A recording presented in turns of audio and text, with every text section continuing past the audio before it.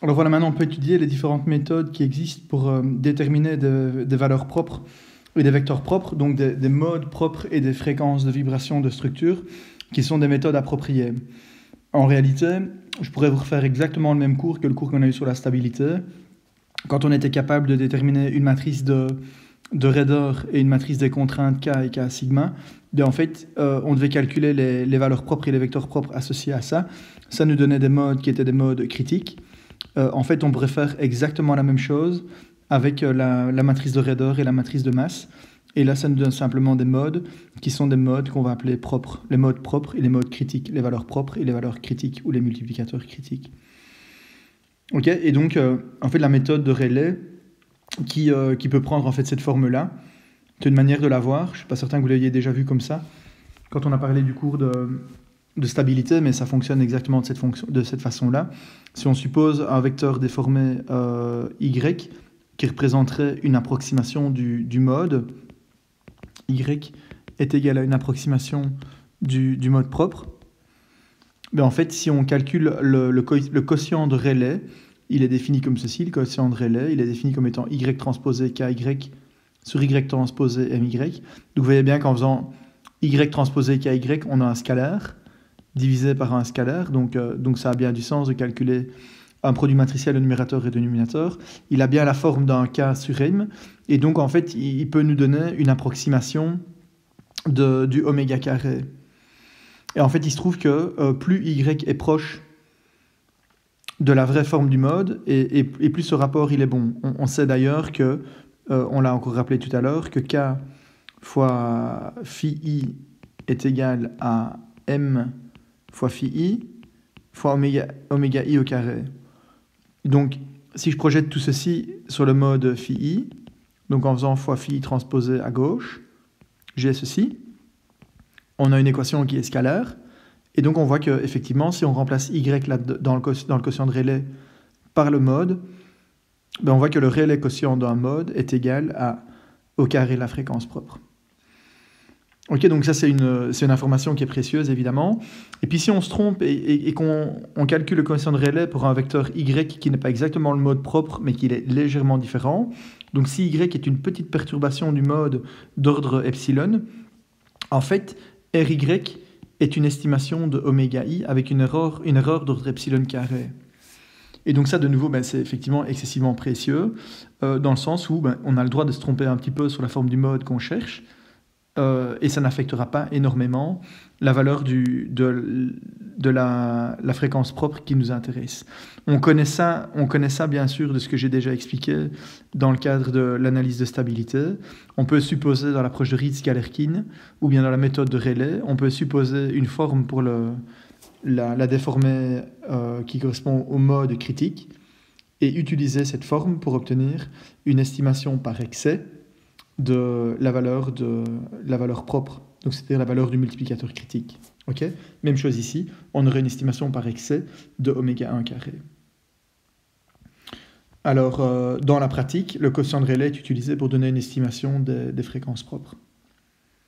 Exemple, si pour le premier mode, on avait décidé de choisir une forme excessivement simple, 1 tiers, 1 demi et 1, vous voyez, 1 tiers, 2 tiers et 1, vous voyez qu'on est vraiment loin de la forme du vrai mode propre, puisque le vrai mode, il est à 1, il est à 0,866, et là, il est à 1 demi.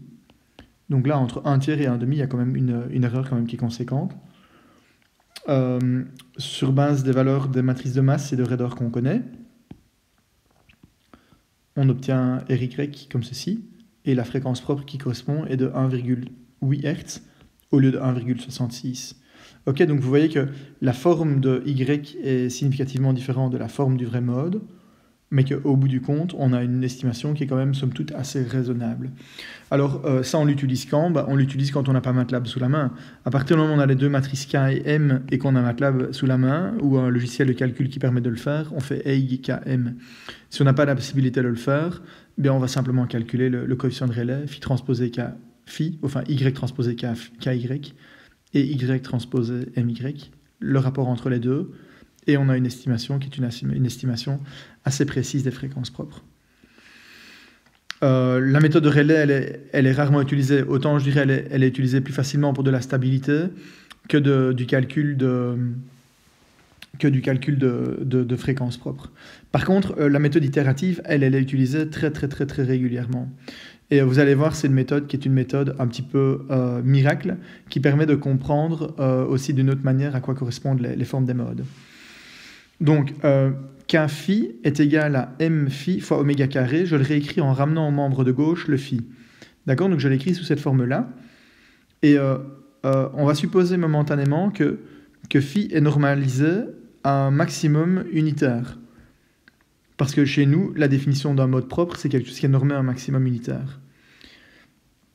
Alors, donc, qu'est-ce qu'on voit là-dedans? Cette équation-là, j'aurais pu l'écrire sous cette forme-là. J'aurais pu écrire K fois 1 sur oméga carré phi 1, ok, ceci est un vecteur, est égal à m fois phi 1. Phi 1. Alors, qu'est-ce qu'on voit sous cette forme-là?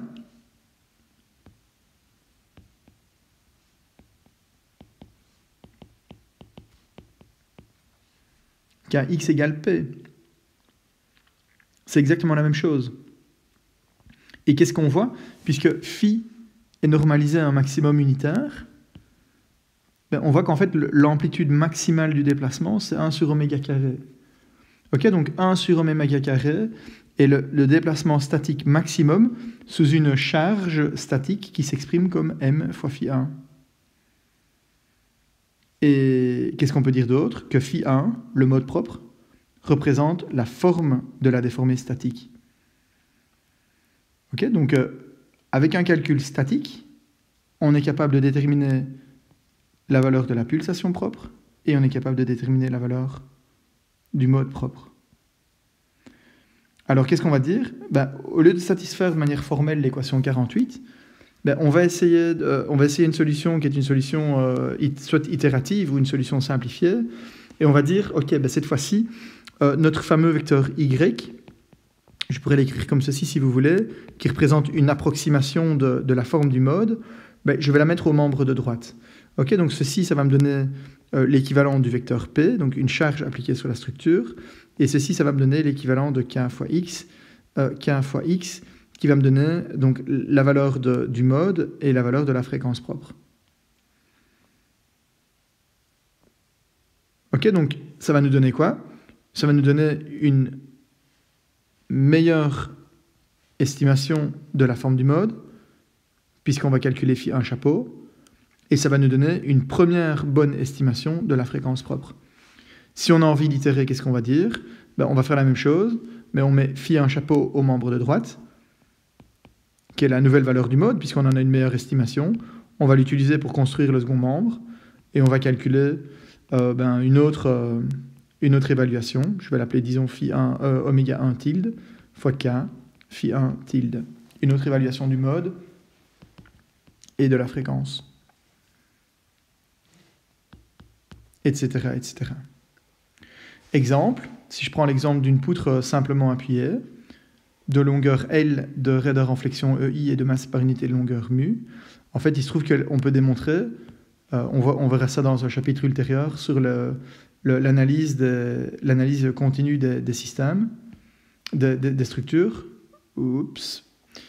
Dans l'analyse continue des structures, on verra que on peut déterminer donc cette solution qui est une solution exacte.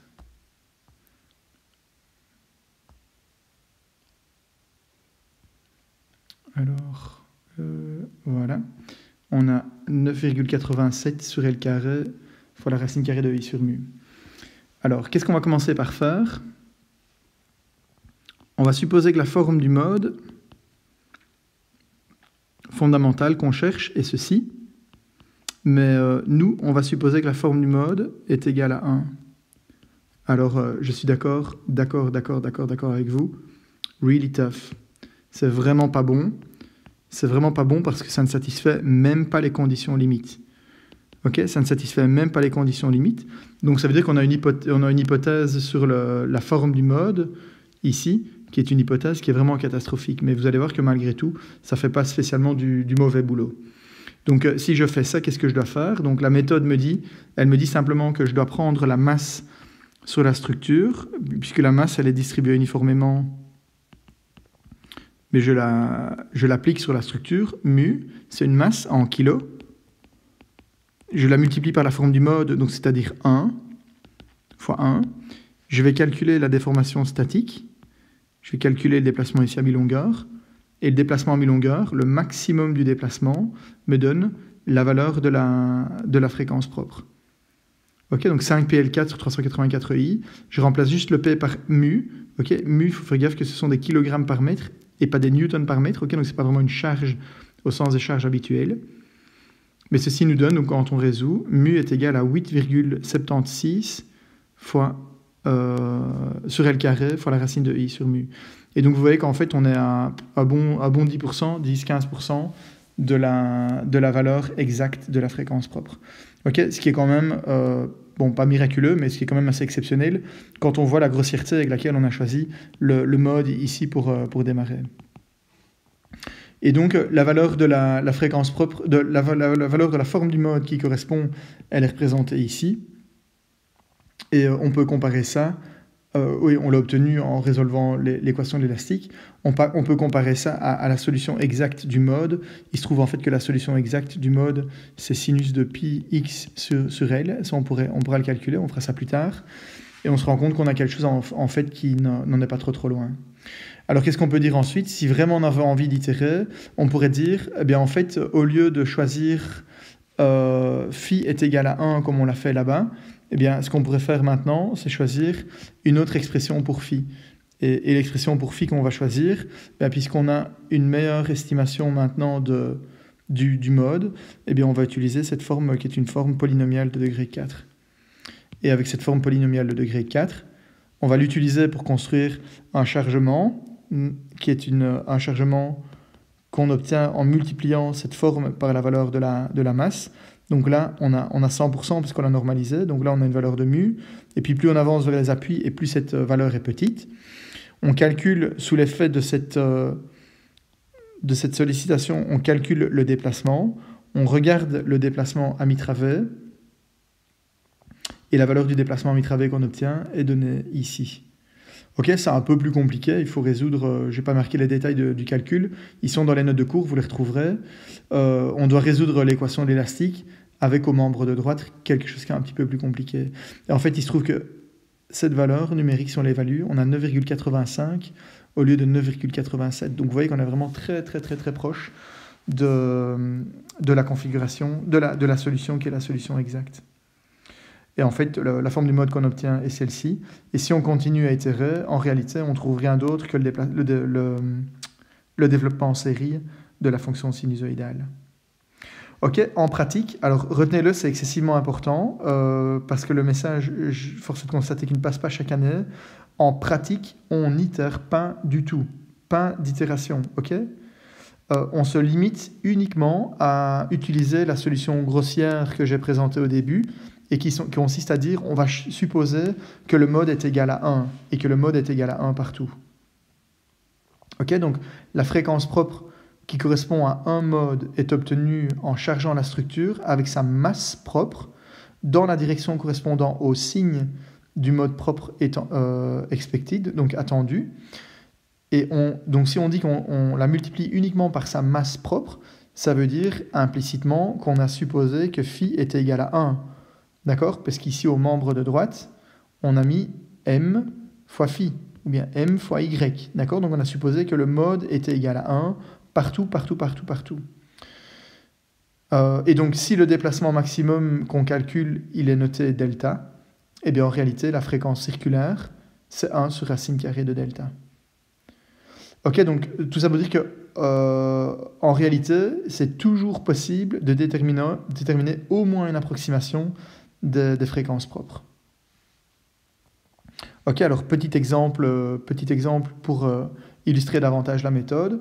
Donc si vous voulez calculer, on vient de le faire, le mode fondamental qui correspond à ceci, pour une poutre sur 2 appuis, bien vous allez la charger simplement avec sa masse, mu, avec des kilogrammes par mètre.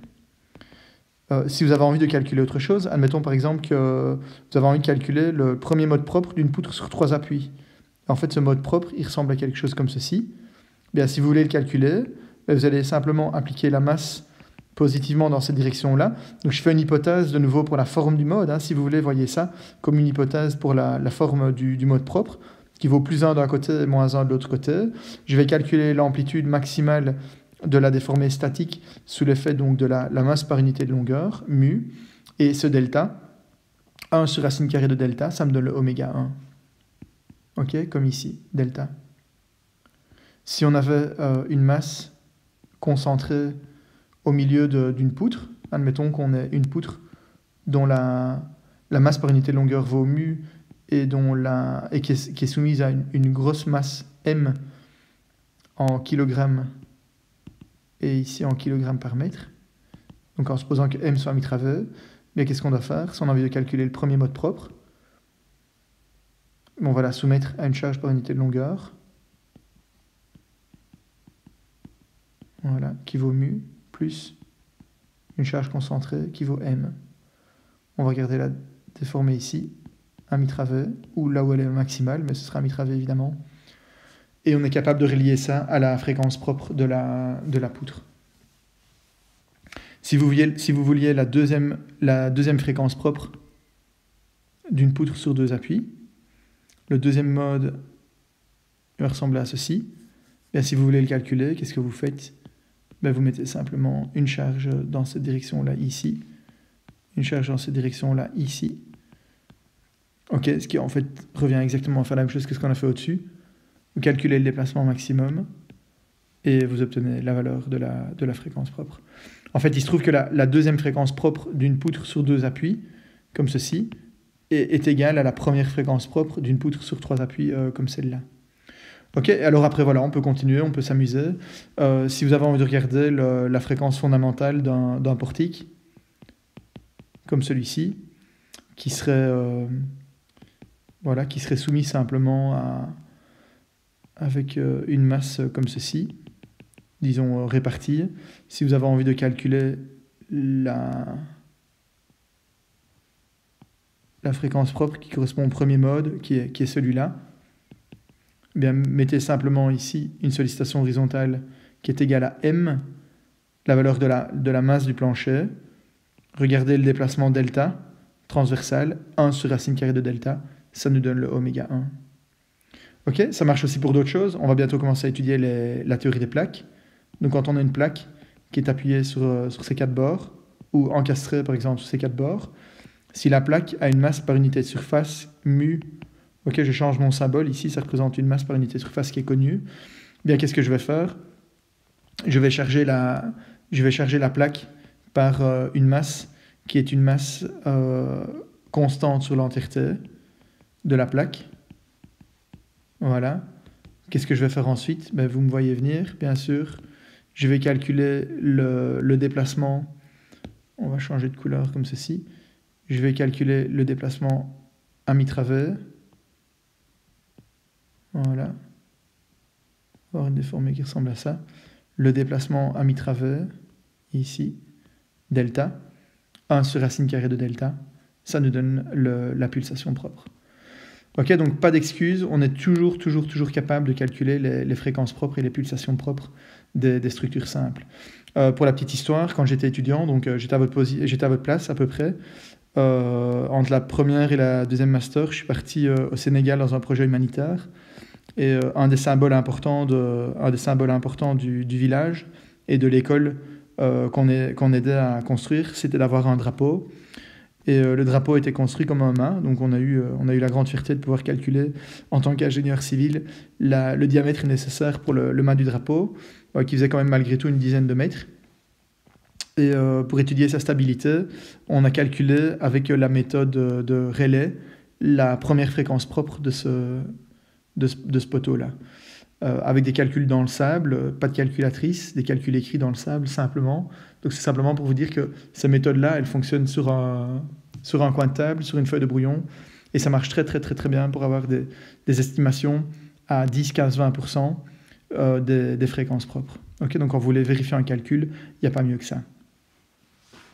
Ok, alors on est prêt maintenant pour attaquer la deuxième partie et la deuxième raison pour laquelle l'analyse modale est importante. Donc on vient de voir que la première partie pour laquelle l'analyse modale est importante, c'est que connaissant les matrices de masse et de Redor, l'analyse modale nous permet de déterminer les modes propres et les fréquences propres qui sont associées aux modes propres. Vous comprenez d'ailleurs maintenant pourquoi je parle de oméga 1, de T1 ou de xi 1 ou de F1 depuis le début du cours quand je parlais de système à 1 degré liberté.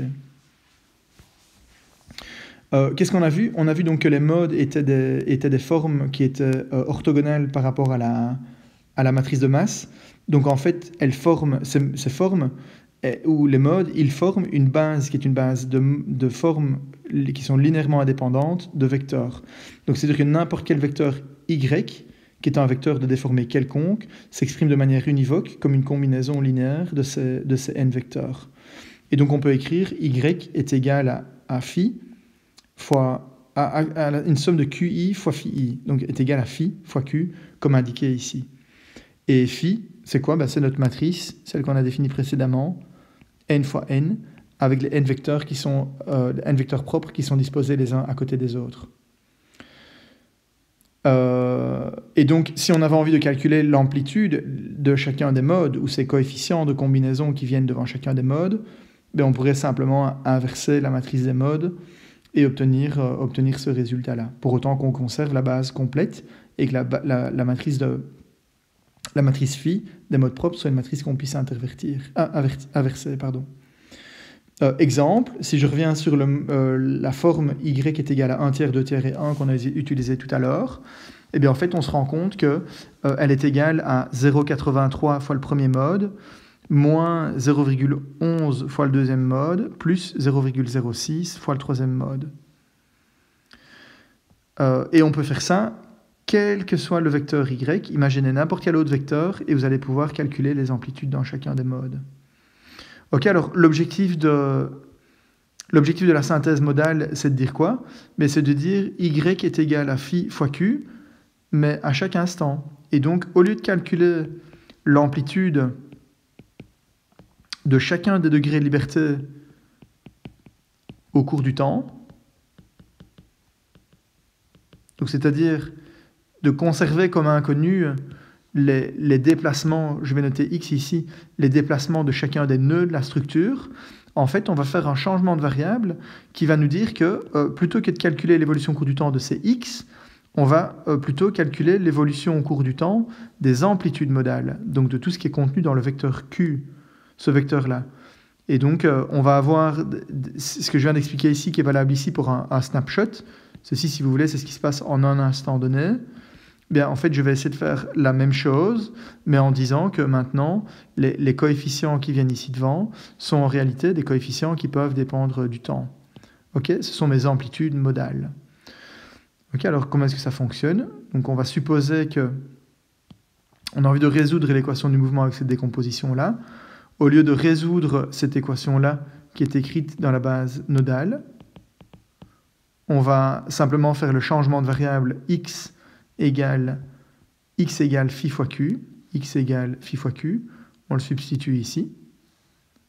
Donc fatalement, on a la même chose pour la dérivée première et pour la dérivée seconde. On a fait un changement de variable. On va utiliser l'avantage que la matrice de masse généralisée est une matrice qui est diagonale. Pareil pour la matrice de Redor. Et donc on va multiplier tout à gauche par phi transposé. On fait ce qu'on appelle une projection. De nouveau, c'est une projection d'un produit scalaire sur un autre. Projection. Pourquoi? Parce que k phi, c'est un vecteur. Et si je multiplie à gauche par phi transposé, vous voyez bien qu'on a un produit scalaire. Et donc là, on fait une projection des équations dans la base des modes.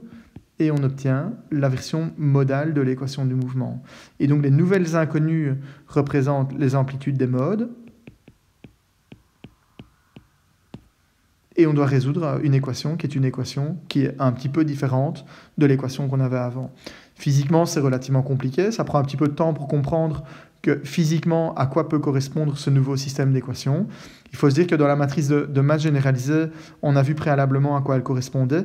On a un ensemble de masses qui correspond globalement à des masses qui vibrent dans les différents modes. Mais, donc ça veut dire que physiquement, c'est un peu compliqué pour le représenter. Mais voilà, avec la pratique et l'habitude, on se rend compte qu'on a simplement transformé un système d'équations où les matrices de masse, raideur et viscosité avaient une signification simple et habituelle au sens de la statique, ou du comportement en tout cas des structures, vers un autre problème où les matrices de masse ont une autre signification et sont un tout petit peu plus compliquées à interpréter. Je reviendrai plus tard sur la signification de la force généralisée qui vient du membre de droite et qu'on a obtenu en faisant phi transposé fois P. Ok. Bon, vous allez voir que si la signification physique de cette équation-là n'est pas nécessairement évidente, on va tenter de faire d'abord tout ce qu'on peut pour essayer de la simplifier un maximum.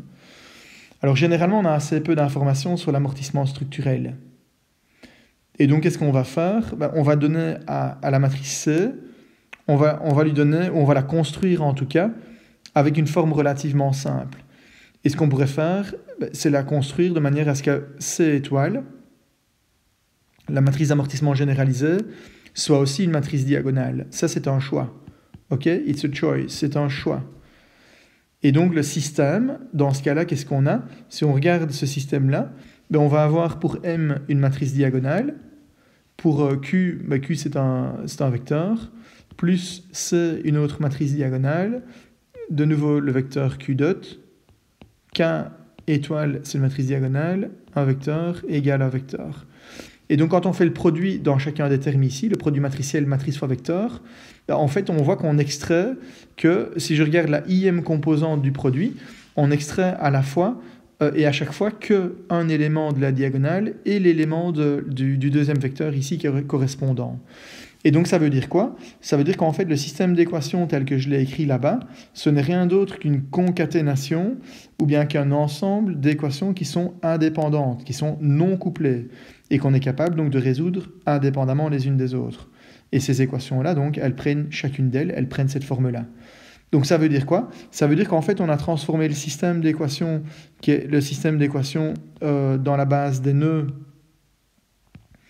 nodales avec 3 degrés liberté, 1, 2 et 3. On a transformé ça dans la base modale en un ensemble de 3 systèmes à 1 degré liberté. 1, 2 et 3. Et ces 3 degrés liberté, ils sont indépendants les uns des autres.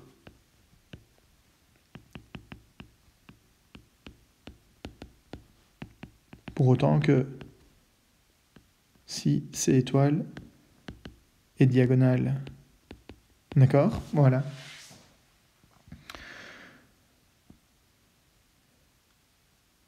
Et donc cette équation qui est cette équation-là, l'équation du mouvement qui est valable pour chacun de ces degrés de liberté, on peut diviser à gauche et à droite par la matrice de masse, on obtient une nouvelle formulation, on n'a que le phi et le xi.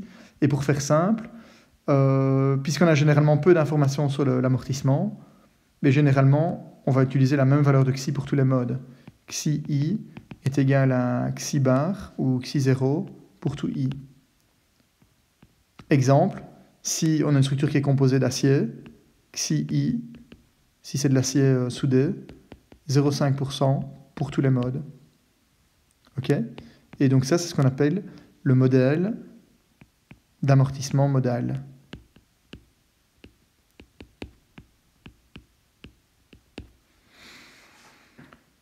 OK, ça c'est le premier modèle. Il existe un deuxième modèle qui est ce qu'on appelle le modèle de Rayleigh. Je suis désolé, ça s'appelle encore Rayleigh, Rayleigh Damping Model, c'est écrit ici en dessous. Mais ça n'a rien à voir avec le quotient de Rayleigh et ça n'a rien à voir avec les autres développements que Rayleigh sur lesquels il a pu contribuer. C'est quelque chose de tout à fait spécifique et qui est tout seul. Pourquoi est-ce qu'on a besoin de l'amortissement de Rayleigh? On a besoin de l'amortissement de Rayleigh quand vraiment on a envie de construire la matrice d'amortissement C complète. Si vraiment c'était pour faire une analyse dans la base modale, j'ai envie de dire, on résout cette équation-là, mode par mode, avec le modèle d'amortissement modal, donc le modèle numéro 1. Quand on a obtenu chacun des QI de T, on revient dans ce qu'on a utilisé au niveau de la synthèse modale. Si on a chacun des QI de T, on peut les recombiner avec les formes des modes pour calculer l'évolution au cours du temps de n'importe quel nœud de la structure. Puis ici, on a ça, et qu'on s'intéresse par exemple aux déplacements internes, on peut recombiner tous les déplacements internes de la même manière, donc sans problème.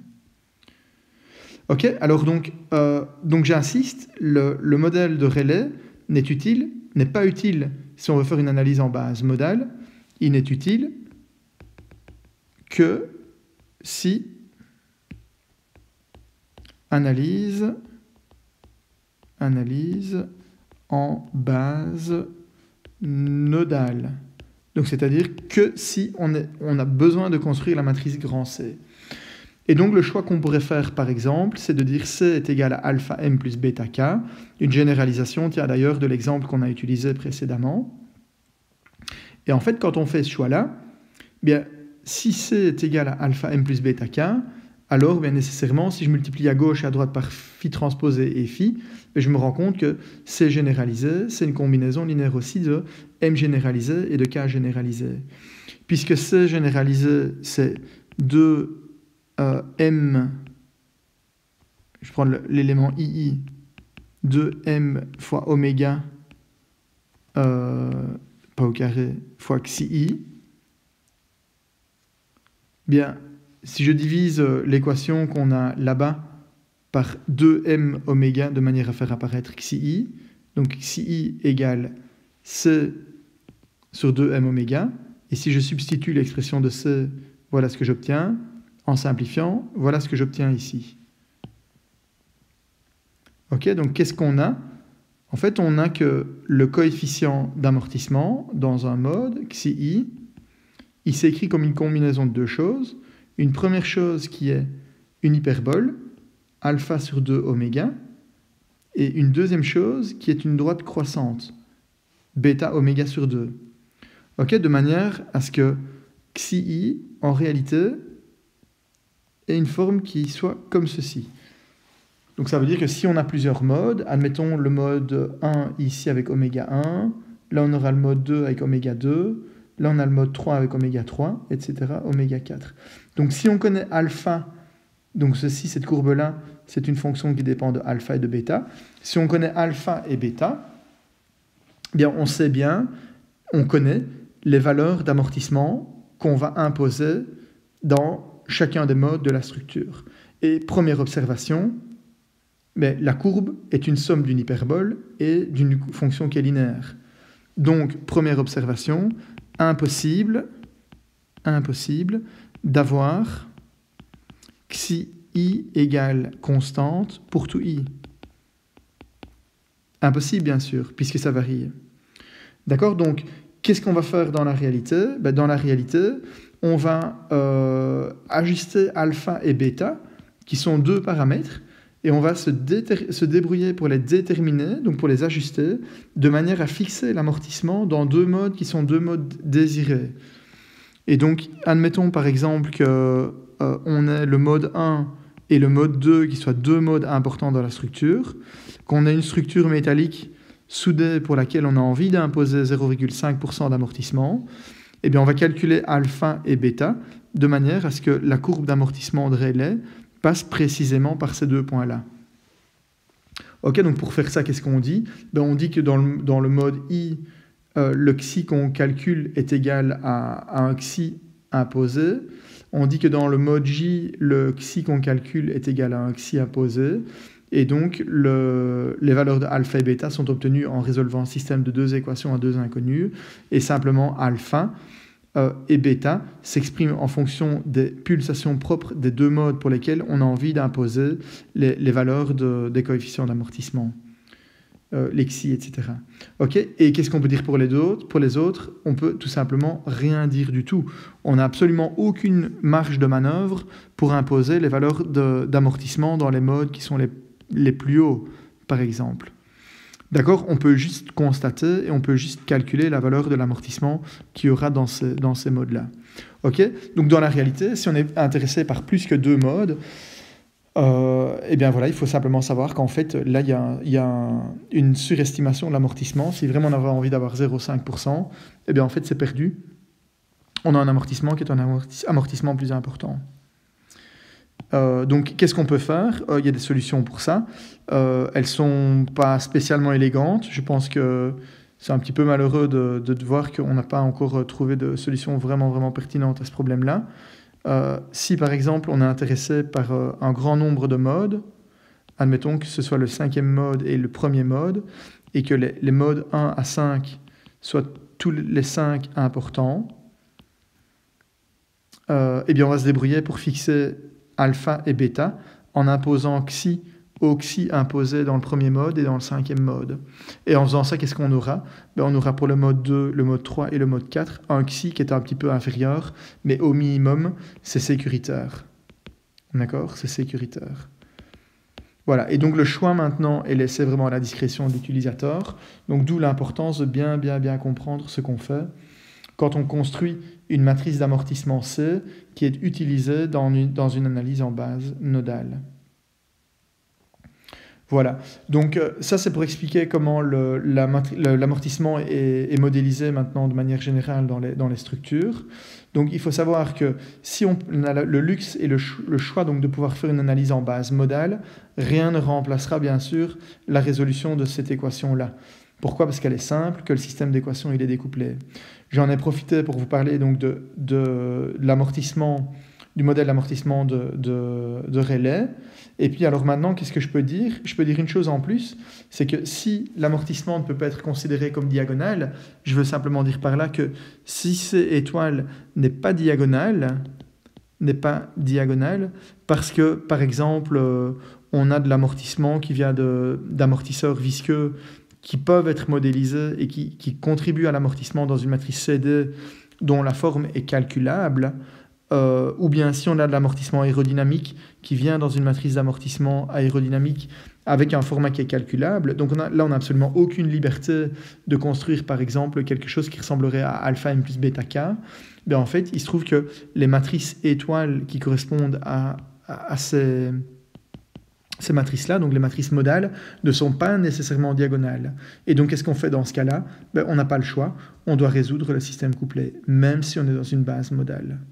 Ok, première option. Deuxième option, alors là, j'en parle pas non plus parce que c'est vraiment pas élégant du tout, mais elle consisterait à simplement supprimer les termes hors de la diagonale et dire, ok, il existe un certain couplage entre les modes, mais on ferme les yeux dessus et on espère que les termes hors de la diagonale sont assez petits. Voilà. Donc, en résumé,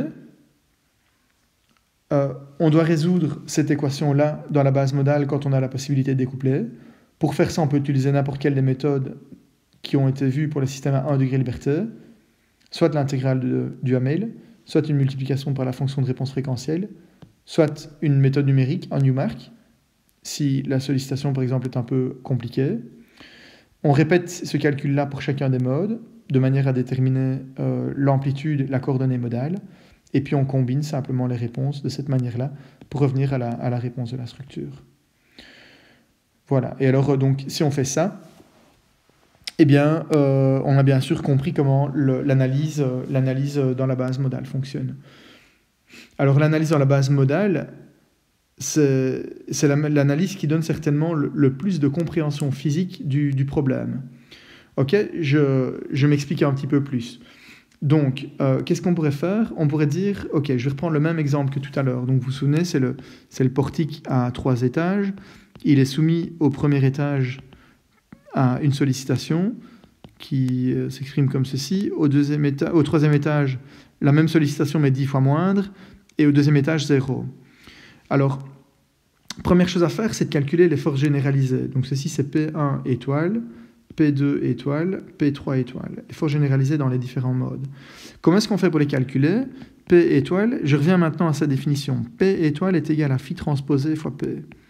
Alors, qu'est-ce que ça nous dit? On peut tenter d'interpréter aussi physiquement la signification de cette définition. Ok, on l'avait définie, souvenez-vous, aux membres de droite de l'équation du mouvement quand on avait fait la projection. Donc, je reviens un petit peu en arrière. Voilà, on l'avait définie ici. Et on peut tenter, donc, comme je dis, de comprendre ça un petit peu mieux. Mais si on veut regarder la force généralisée dans le mode I, ça va être une somme sur les phi transposés IJ, donc c'est-à-dire phi JI, PJ. Donc, je dois faire une somme sur les différents nœuds. une somme sur les différents nœuds du produit entre la valeur du mode à cet endroit-là et de la force qui est appliquée. Ok, c'est relativement important. On va prendre un tout petit peu plus de détails. Donc, si on a une force qui est une force P1 ici et une force P3 là-bas, et P2 ici, on sait bien en fait que P1 est égal à 10 fois P3. Ok, par définition, c'était comme ça dans l'exercice. Et P2 est égal à 0. Ça, c'est simplement pour l'exemple. Mais si je veux calculer la force généralisée dans le premier mode, je vais dire que c'est quoi? C'est dans le premier mode, donc premier mode et premier degré liberté, fois P1 de t, ce sont des fonctions du temps, hein, plus P du deuxième degré liberté, mais premier mode, P2, qui est égal à 0, plus troisième degré liberté, premier mode, et P3. Si on regarde à quoi ressemble les phi, on avait 1 demi, racine de 3 sur 2, et 1. Donc P1 étoile égale à 0,5 P1 plus 1 fois P3. 0,5 P1, P3 c'est égal à... On va prendre P3 comme unité, donc P1 si c'est 10 fois P3, 0,5 P1 ça fait 5 fois plus 1, ça fait 6 fois P3. Voilà. Ok.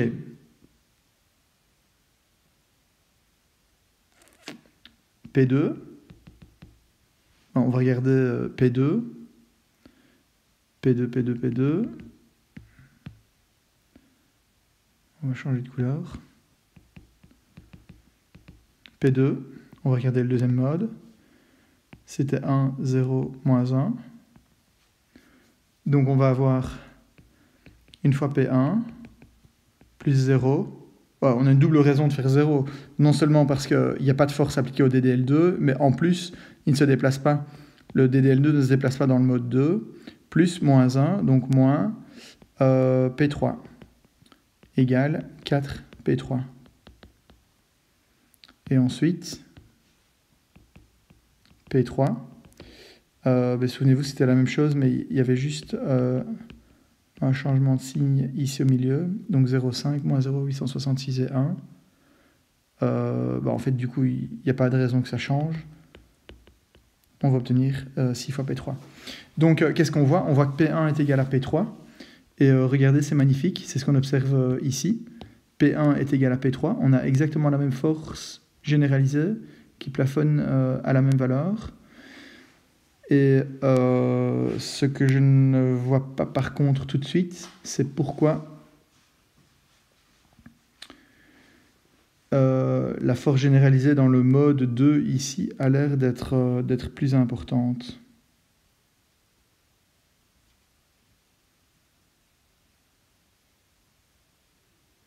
Probablement des valeurs numériques légèrement différentes. Ok, donc, soit peu importe. L'idée, donc, c'est d'expliquer que quoi? C'est d'expliquer que c'est pas parce qu'on a des nœuds qui sont sollicités plus ou moins, voire pas du tout, ici, que les modes sont sollicités plus ou moins, voire pas du tout. Ok, les sollicitations qu'on obtient dans chacun des modes, P1 étoile, P2 étoile, P3 étoile, qui seront les sollicitations qui vont apparaître sur chacun de ces petits systèmes à 1 degré liberté, sont des sollicitations qui sont des moyennes sur l'entièreté de toutes les sollicitations appliquées sur la structure. Ah oui, évidemment, je viens de comprendre pourquoi j'avais fait un petit bug. C'était 1 fois P1, donc ça fait 10, P3, moins 1, donc ça fait qu'on a en fait 9 P3 là-bas. Et c'est bel et bien la raison pour laquelle le P2 est plus grand que P1 et P3. Ok, donc simplement, tout ça c'était pour vous dire que les charges modales, les forces modales, les sollicitations, sont des combinaisons des forces qui sont appliquées en chacun des degrés de la structure. Et donc on condense ici une information qui est une information globale, de chargement global sur l'entièreté de la structure. Une fois qu'on a ça, qu'est-ce qu'on fait? On applique ça sur des oscillateurs qui ont des fréquences qui sont différentes et des masses qui potentiellement sont différentes. Ici, les masses sont les mêmes. On se souvient qu'on a 4500 tonnes pour chacun des degrés de liberté. Mais pour le premier, on a une petite pulsation propre. Donc on a une grande période dans la réponse, et puis la fréquence augmente, donc la période diminue. On a 3 réponses modales, et ces 3 réponses modales, on peut maintenant les sommer, et quand on fait la somme des 3 réponses modales, on va obtenir la réponse de la structure. Donc si on fait la somme, je peux zoomer évidemment tant que je veux, mais le résultat doit donner des résultats qui sont exactement superposables. Soit on utilise la méthode de Newmark, c'est-à-dire la base nodale, soit on utilise la méthode de la superposition modale qu'on vient de développer maintenant pour recalculer les déplacements de l'étage 1, 2 et 3, et on obtient évidemment des résultats qui sont les mêmes. Je reviens rapidement sur la définition de la force généralisée. Je prends un autre exemple qui est relativement intéressant pour comprendre l'effet d'une force généralisée, et on va discuter des vibrations d'une poutre sur 2 appuis simples. Ça, c'est le mode 1, c'est le mode 2, et ceci, c'est le mode 3. Alors, quelle pourrait être, à votre avis, la force généralisée associée à une charge par unité de longueur qui est uniforme? Donc ça, ce serait le P de T qui varie de manière uniforme sur la poutre. Alors, qu'est-ce qu'on peut calculer pour la projection dans le premier mode? On vient de dire que si je discrétise, je dois faire donc phi transposé fois P. Mais ceci, c'est une version discrète. Donc, ça veut dire que je dois discrétiser. Donc, je prends les valeurs du mode phi à différents endroits le long de la poutre. Voilà, toutes ces valeurs-là. Et je fais chaque fois phi fois la valeur de P, plus phi fois la valeur de P, plus phi fois la valeur de P, etc., etc. Et ça va me donner une force projetée dans le premier mode. En réalité, on va obtenir P de T fois L fois 2 sur pi. J'espère ne pas me tromper, mais si on avait l'opportunité de faire une version intégrale de ceci, en disant qu'on prend un delta x ici qui tend vers 0, bien c'est le résultat qu'on obtiendrait. Ok, peu importe, ce résultat n'est pas super important. Ce que je voulais aborder avec vous, c'est quelle est la valeur de la force généralisée dans le deuxième mode. Prenez une seconde pour y réfléchir. Ben, ce serait évidemment 0. Et pour quelle raison? Ben, parce qu'on fait, je vais reprendre ici la sollicitation, on va faire ceci fois un nombre, plus ça fois un nombre, plus ça fois un nombre, plus ça fois un nombre, plus ça fois un nombre, plus ça fois un nombre, plus ça fois un nombre, plus ça fois un nombre, sachant que ici, les valeurs des modes sont toutes négatives, bien ce que je vais compter positivement d'un côté va contrebalancer exactement ce qui se trouve de l'autre. Et donc la force généralisée dans ce mode-là, elle est exactement égale à 0.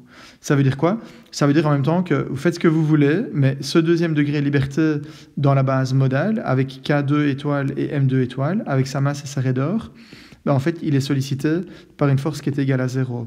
Donc faites ce que vous voulez, en fait, le Q2, il sera toujours égal à 0. Il n'y aura jamais de réponse dans le deuxième mode, parce qu'il n'est pas sollicité. Okay, et c'est logique, on comprend bien que quand on applique sur une poutre sur 2 appuis, comme ceci, quand on applique une charge uniformément répartie, mais il est impossible de l'avoir vibré dans une forme qui est une forme antisymétrique. D'accord? Donc en réalité, même tous les modes pairs, bien en réalité, ils auront une force généralisée qui est égale à 0. Ok, alors on approche bientôt de la fin. On n'a pas encore tout à fait compris l'utilité finale de la base modale. L'idée finale de la base modale, c'est de dire quoi? C'est de dire que, en fait, si on regarde l'évolution au cours du temps de la réponse à chacun des modes, on voit qu'on a quelque chose qui va dépendre ici de 1 sur m oméga d. Donc ça veut dire que si oméga d augmente, bien, généralement Q diminue. Donc plus la fréquence est élevée, et plus la réponse va diminuer. Et donc on se dit qu'en réalité, au lieu d'intégrer dans la réponse les n modes, on pourrait n'en calculer que m. On pourrait n'en calculer que quelques-uns. Et donc faire ce qu'on appelle une troncature de la base modale. On va tronquer la base modale. Et donc ça veut dire quoi? Ça veut dire qu'en fait la matrice des modes phi, qui était une matrice rectangulaire, avec tous les modes propres, eh bien en fait, elle était carrée, on va la transformer en une matrice rectangulaire qui contient donc n lignes et seulement m colonnes, parce qu'on a décidé de garder seulement m modes. Et donc en fait, on a une approximation qui est une approximation un peu plus simple. Pour x, on va dire simplement que c'est phi fois q, et dans ce cas-là, donc phi est bien n fois m, et q, il est simplement m fois 1. Ok, alors, bon, je passe le détail sur la manière de sélectionner les modes les plus importants. Il faudrait des exemples ou beaucoup d'exemples pour bien le comprendre. Mais de manière générale, si on connaît la gamme de fréquences dans laquelle la sollicitation se trouve, eh bien on aura tendance à garder uniquement et exclusivement tous les modes qui ont potentiellement de la résonance dans cette gamme de fréquences-là. Ça, c'est ce qu'on va utiliser comme raisonnement à chaque fois qu'on a des phénomènes d'oscillation entretenue. Exemple, un piéton qui marche sur une passerelle va exciter la passerelle avec une fréquence d'environ 2 Hz en verticale et une fréquence d'environ 1 Hz en horizontale. Bien, donc qu'est-ce qu'on va faire? Quand on fait l'analyse d'une passerelle, on va garder tous les modes verticaux dans l'intervalle 1,7 à 2,3 Hz, et on va garder tous les modes horizontaux qui se trouvent dans l'intervalle 0,7 à 1,3 Hz. Okay? Je simplifie un tout petit peu, il y a des guides qui vous expliquent comment faire pour sélectionner ces gammes-là, mais globalement, c'est par matching ou par comparaison entre la gamme de fréquences de l'excitation et les fréquences propres de la structure. Ok, et donc quand on a fait ça, évidemment le problème devient beaucoup plus simple. Pourquoi? Parce que quand on écrit m étoile égale phi transposé m phi, pareil pour les autres matrices, donc on a m qui est n fois n, on a phi qui est n fois m, donc phi transposé évidemment m fois n, on récupère une matrice m qui est diagonale, et en plus qui est de taille réduite, puisque m, il est plus petit que n. Et généralement, si on fait une troncature modale, c'est parce que m, il est beaucoup plus petit que n. Exemple, pour une structure typique du génie civil, il n'est pas impossible que n soit de l'ordre de 100 000 degrés de liberté, et m, généralement, soit limité à, j'ai envie de dire, même quelques modes, parfois même 1, parfois 2, parfois 10, et je dirais même, allez, par habitude, rarement plus que 20 à 50 modes. Ok, donc vous voyez qu'on a une matrice de taille n fois n ici, qu'on a réussi à remplacer par une matrice de dimension m fois m là-bas, et donc on a une réduction quand même qui est une réduction substantielle de l'information qui doit être stockée.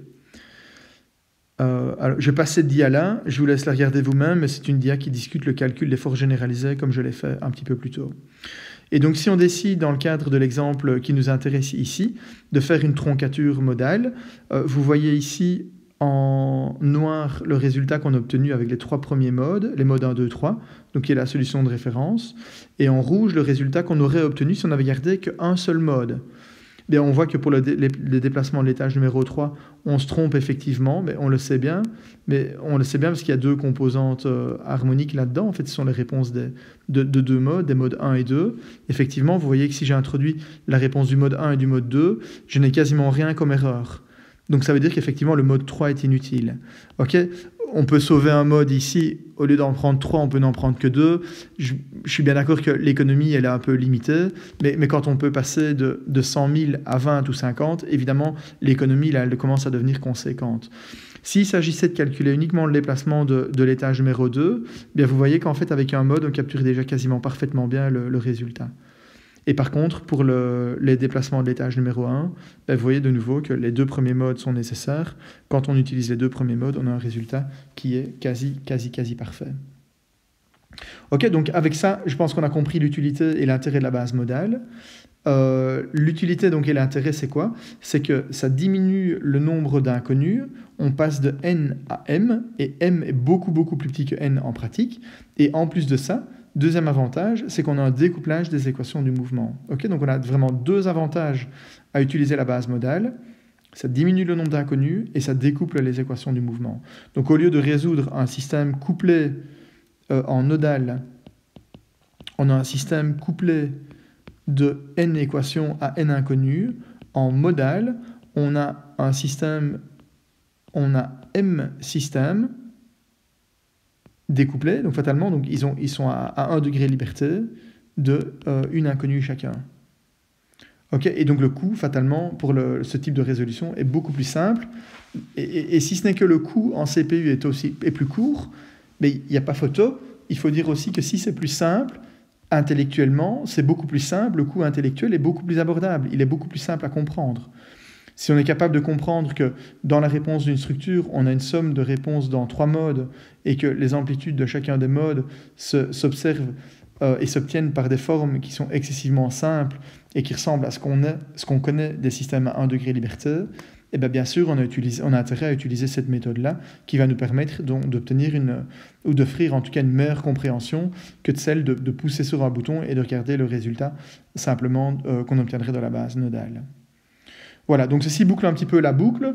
Avec ça, on a couvert les deux principales familles de méthodes qui permettent d'analyser le comportement dynamique des structures. J'espère que tout ça est bien compris. Il y a encore quelques exercices à faire manuellement dans le petit fascicule d'exercices. Donc n'hésitez pas à vous entraîner avec ces exercices. Les solutions sont données à la fin du fascicule. Si vous avez des questions, on essaie de régler ça de manière orale, pour que ce soit le plus efficace.